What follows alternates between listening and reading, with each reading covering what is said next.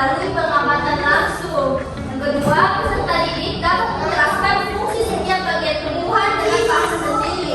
Lalu yang ketiga, peserta didik dapat menghubungkan fungsi bagian tumbuhan dengan tumbuhan hidup makhluk hidup lain. Baik itu saja tujuan pembelajaran kita. Akhirnya kita nonton video senang.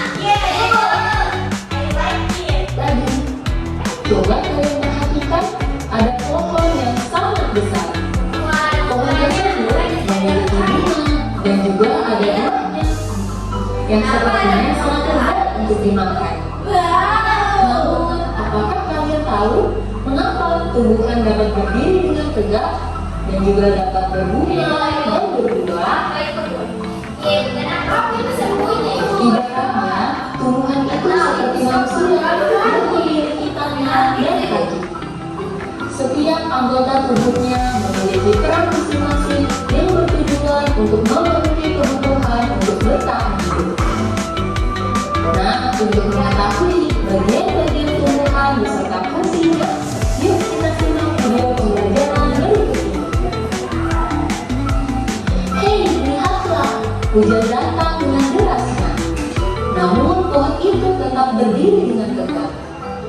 Meskipun tumbuhan terkena hempasan angin, hujan, bahkan terkadang hewan ataupun kita, manusia, memanjat pohon tersebut, namun pohon tersebut tetap berdiri dengan tegak. Tumbuhan dapat karena memiliki akar. Akar berfungsi sebagai penyokong dan dapat juga berfungsi untuk menyerap air dan mineral dari dalamnya. Ini terbagi menjadi dua jenis. Air dan mineral yang diserap oleh akar akan diangkut ke daun melalui batang. Fotosintesis adalah suatu proses terbaru.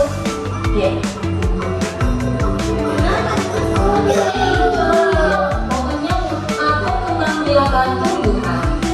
Bunga yang sudah berkembang biak akan menjadi biji.